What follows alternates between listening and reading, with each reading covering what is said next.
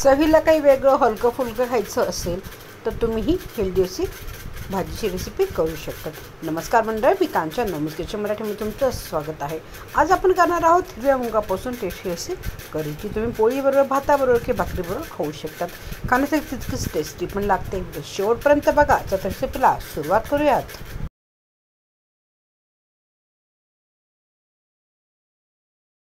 4 ते 5 तास हिरवे मूग पाण्यामध्ये भिजवून ठेवले होते।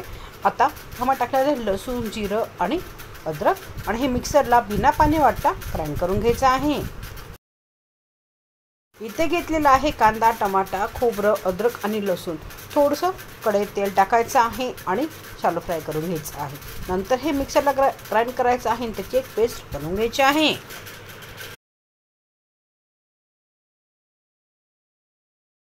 हिरवे मूग मिक्सरला व्यवस्थित बिना पाणी टाकता मी ग्राइंड करून घेतलं आहे। तुम्ही इथे बघू शकतात। ह्यामध्ये टाकत आहे चवीनुसार मीठ, थोडंसं जिरं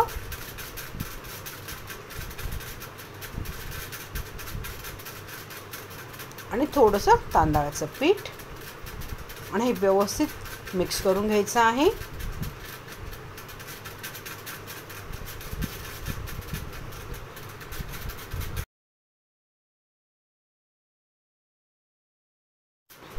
आता ह्यामध्ये टाकत एक मोठा चमचा तेल आणि व्यवस्थित हाताने आपण हे फेटून घेणार आहोत। याचे असे सुद्धा भजे खाण्यासाठी खूप टेस्टी लागतात, चवीलाही वेगळे आणि हेल्दी पण।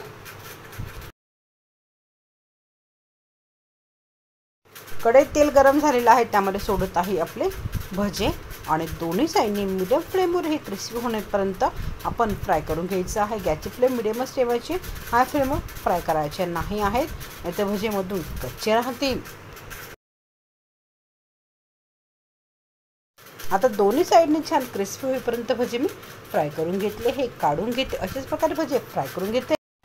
सेम कढईमध्ये तेल गरम केलं होतं, त्यात टाकत आहे जिरं थोडंसं फ्राय करून घ्यायचं आहे। जिरं फ्राय झालं की त्यामध्ये टाकत आहे आपलं वाटण, जे आपण मिक्सरला ग्राइंड करून घेतलं होतं आणि तेल सुटेपर्यंत हे वाटण व्यवस्थित फ्राय करून घ्यायचं आहे।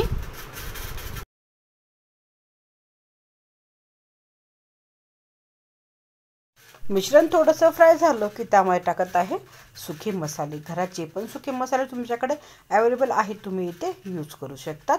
मसाले टाकल्यानंतर मसालेसुद्धा आपण व्यवस्थित फ्राय करून घेणार आहोत।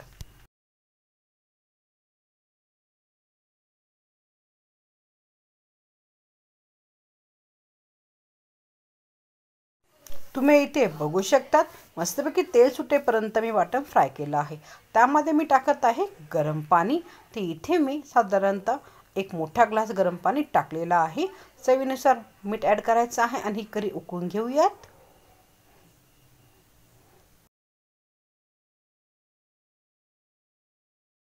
आमटीला चांगली उकळी आली आहे, त्यात टाकत आहे फ्राय केलेले भजे।